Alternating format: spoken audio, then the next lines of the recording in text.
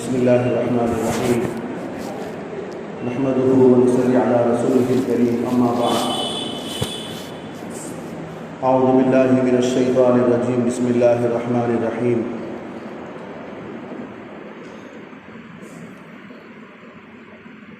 يا أيها الذين آمنوا استعينوا بالصبر والصلاة إن الله مع الصابرين سبحان ربك رب العزة عما يصفون وسلام على المرسلين والحمد لله رب العالمين اللهم صل على سيدنا محمد وعلى آل سيدنا محمد وبارك وسلم.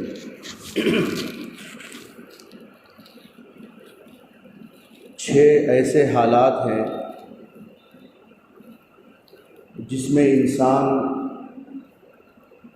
ایک دوسرے میں گردش کرتا رہتا ہے. ایک چیز ہے صبر، شکر، صحت، بیماری، نفع اور نقصان. یہ چھ حالات ہیں جس میں انسان آپس میں گردش کرتا رہتا ہے. کبھی صحت ملتی ہے، کبھی بیماری آتی ہے، اور کبھی نفع بھی ہوتا ہے، کبھی نقصان بھی ہوتا ہے.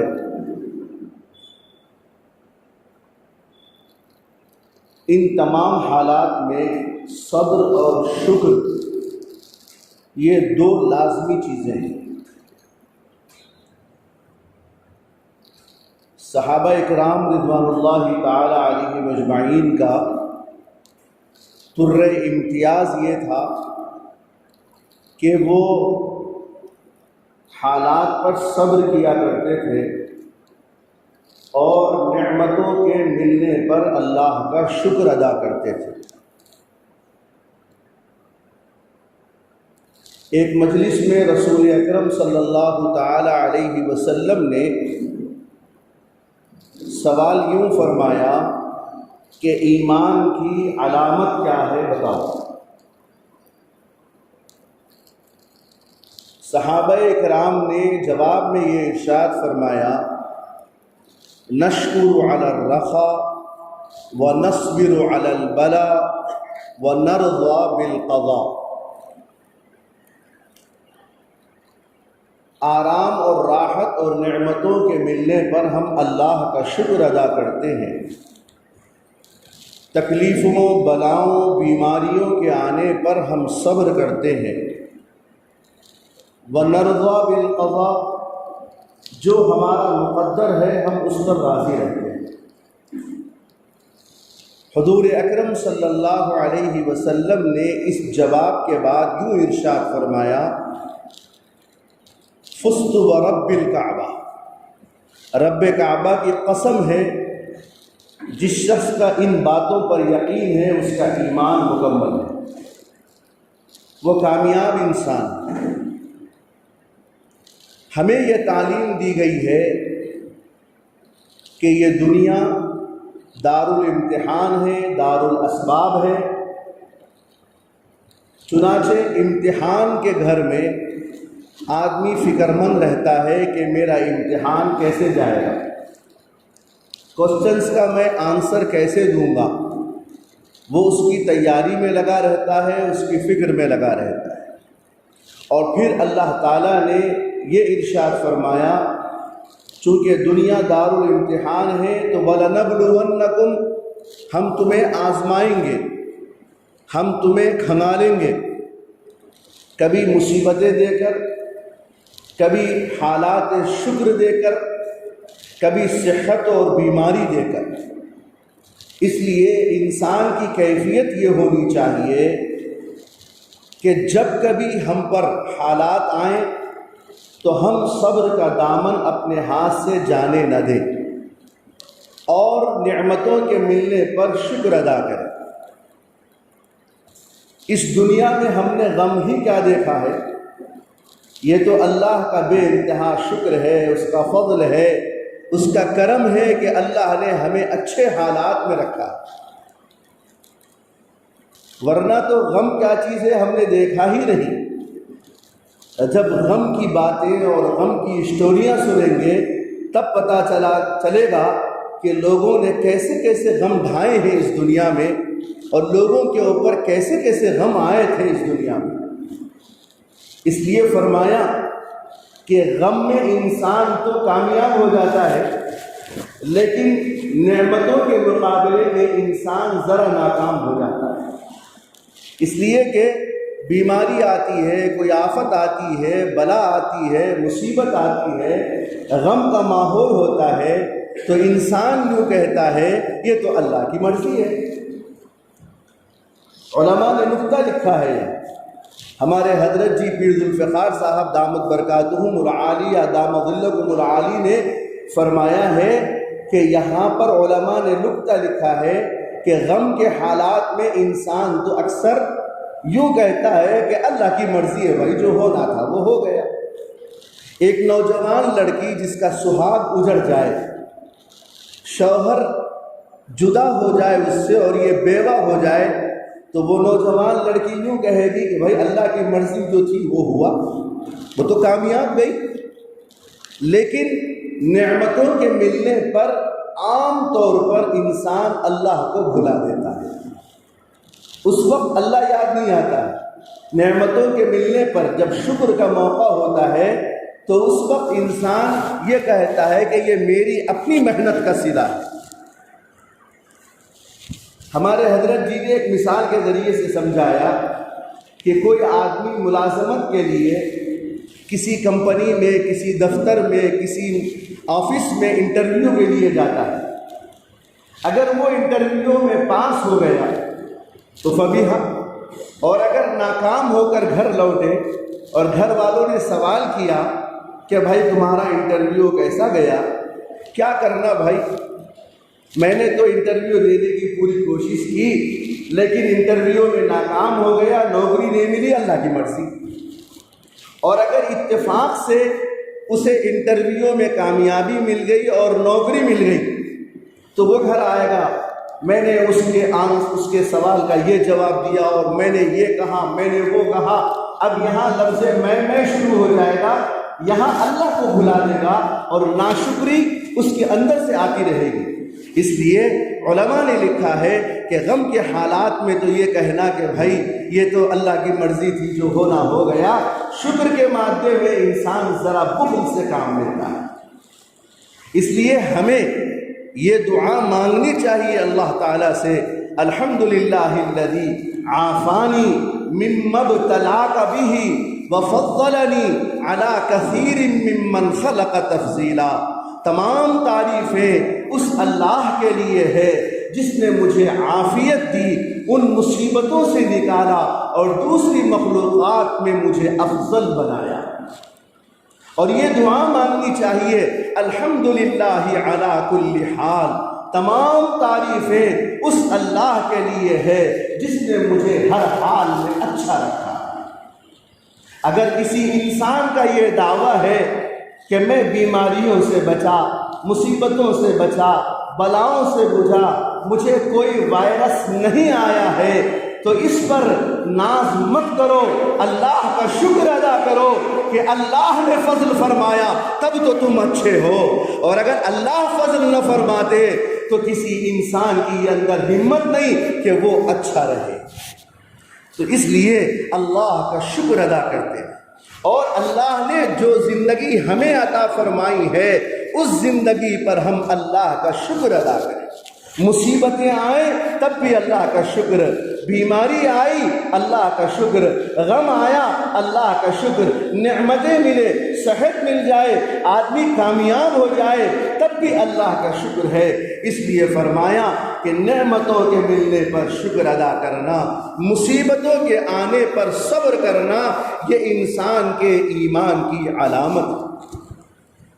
اور دل کے اندر یہ ہوس نہ پیدا ہونے دے کہ اس کی زندگی کتنی کامیاب ہے، میں ویسا بن جاؤں، وہ کتنا کامیاب انسان ہے، میں ایسے بن جاؤں، یہ تمنائیں ہمارے اندر نہ پیدا ہو۔ ایک واقعہ لکھا ہے کہ ایک صاحب بہت پریشان حال تھے، وہ ایک بزرگ کے پاس آئے انہوں نے کہا کہ میرے اندر یہ حالات ہیں، میں چاہتا ہوں کہ ایک اچھا آدمی بن جاؤں۔ تو ان بزرگ نے فرمایا کہ تم پورے شہر کا دورہ کرو، جاؤ، جس کی حالت تمہیں اچھی نظر آئے تم یہ دعا کرو کہ اللہ مجھے اس کے جیسا بنا دے۔ چنانچہ وہ گھومتے گھماتے ایک سونار کی دکان پر گئے، جیولری کی دکان پر گئے، دیکھا کہ وہاں گاہک کا تاتا باندھا ہوا ہے، لوگ خرید رہے ہیں، اور اندر سیٹ صاحب بیٹھے ہوئے ہیں، 4-5 خوبصورت ان کے بیٹے بیٹھے ہوئے ہیں۔ انہوں نے بہت دیر حالات کا جائزہ لیا، سمجھ میں آیا کہ یہ دنیا کا کامیاب ترین اور افضل ترین انسان ہے۔ وہ گئے اور جا کر ان سے کہا کہ میں اللہ سے یہ دعا کرنا چاہتا ہوں کہ مجھے اللہ آپ جیسا بنا دے۔ آگے سے اس نے جواب دیا، بھائی کبھی یہ دعا مت کرنا تم کہ اللہ مجھ جیسا بنا دے، میں اس دنیا کا سب سے مظلوم انسان۔ انہوں نے کہا کہ آپ کے حالات تو بہت بہتر ہے، آپ کے اندر کیا مظلومیت ہے، آپ کیا پریشان ہے؟ انہوں نے کہا کہ ایک مرتبہ میری گھر والی بیمار ہو گئی، اور اتنی بیمار ہو گئی کہ اسے بھی یقین ہو گیا تھا کہ وہ موت کے منہ میں چلے جائے گی، اور مجھے بھی یقین ہو گیا کہ میری بیوی مجھ سے جدا ہو جائے گی۔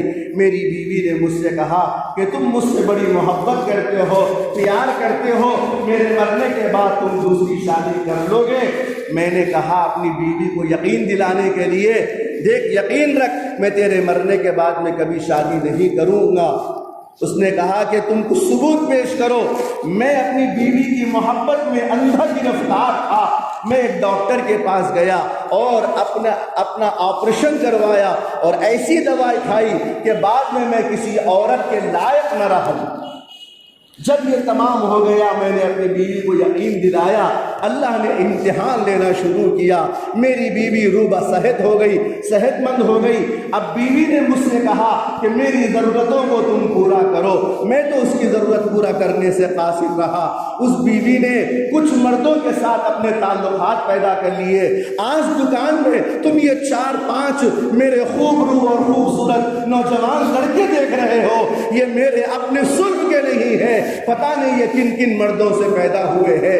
میرا تو جینا مشکل ہے، میرا تو زندہ رہنا مشکل ہے۔ میں تو روز یہ چاہتا ہوں کہ اللہ مجھے اس مصیبت کے دلدل سے نکال دے۔ میرے تو یہ کیفیت ہے، میں تو یہ چاہتا ہوں کہ تم ہرگز یہ دعا نہ کرنا۔ اس لیے ہم کسی کے حالات کو دیکھ کر یہ نہیں کہنا اللہ وہ کتنا اچھا ہے مجھے اس جیسا بنا دے، نہیں، بلکہ اللہ نے ہمیں جن حالات میں رکھا ہے اللہ کا شکر ادا کرے کہ اللہ ہم اس حال سے راضی ہیں کہ آپ نے ہمیں اچھا رکھا۔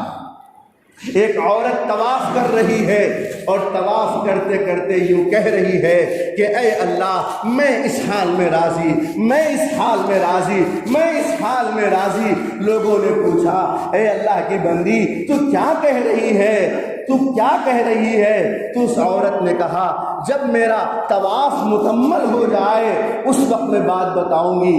طواف کی تکمیل کے بعد میں اس عورت نے یہ کہا کہ میرے 3 بچے تھے، میرے شوہر نے ایک مرتبہ گھر میں بکری کاٹی اور معاملہ ختم ہو گیا، تو میرے 3 بچوں میں بڑا بھائی جو تھا اس نے کہا اپنے دوسرے بھائی سے پتہ ہے کہ ابا نے بکری کیسی کاٹی؟ چھری اس نے اٹھائی اور کہا تم لیٹ جاؤ، چھری تیز تھی، اس نے اپنے بھائی کے گلے پہ چھری چلا دی اور وہ کٹ گیا، مر گیا اور خون میں لت پت ہو گیا۔ میں جب یہ شور سنی تو بھاگ کر آئی تو دیکھا کہ میرے بچے کا سر کٹا ہوا ہے۔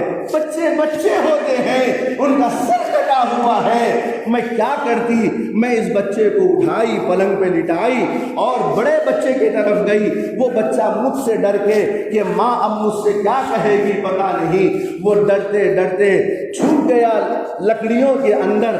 دیکھا کہ وہاں ایک سانپ ہے، سانپ نے بچے کو ڈس لیا، میرا وہ بڑا بچہ بھی موت کے آغوش میں چلا گیا۔ میں نے اس بچے کی ناش کو اٹھائی، اسے بھی پلنگ پہ لٹایا۔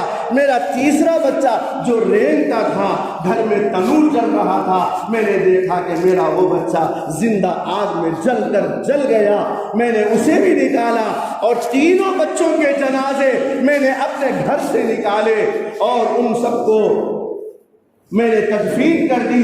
بعد میں نے یہ ارادہ کیا تھا کہ عمرہ کروں گی۔ اب طواف کرتے ہوئے میں اللہ سے یہ کہہ رہی ہوں کہ اللہ اس حال میں بھی راضی ہوں، اس حال میں راضی ہوں، اس حال میں راضی ہوں۔ علماء نے لکھا ہے کہ اس بندی کا کیا دل تھا ہوگا کہ اس نے ان حالات میں بھی اللہ سے راضی ہونے کا اعلان کر رہی ہے۔ لوگوں، ہمارے کو جو زندگی ملی ہے، یہ زندگی یہ اللہ کی نعمت ہے۔ اس زندگی میں حالات آئیں گے، مصیبتیں آئیں گے، تکلیفیں آئیں گی، بلائیں آئیں گی، اللہ کا شکر ادا کرتے رہے، صبر کرتے رہے، صبر اور شکر کا دامن اپنے ہاتھ سے جانے نہ دے۔ یہ ہمیں تعلیم ملی ہے، یہ ایمان کی علامت بتائی گئی ہے۔ اللہ سے دعا فرمائیے کہ اللہ تعالی ہم سب کو صبر کرنے والا، شکر کرنے والا بنائے، اور اللہ سے تعلق پیدا کرنے کی اللہ ہم سب کو توفیق عمل نصیب فرمائے۔ حالات آئیں گے، مصیبتیں آئیں گے، بیماریاں آئیں گی تو اللہ کی مرضی سے آئیں گی اور اللہ کی مرضی سے جائیں گی۔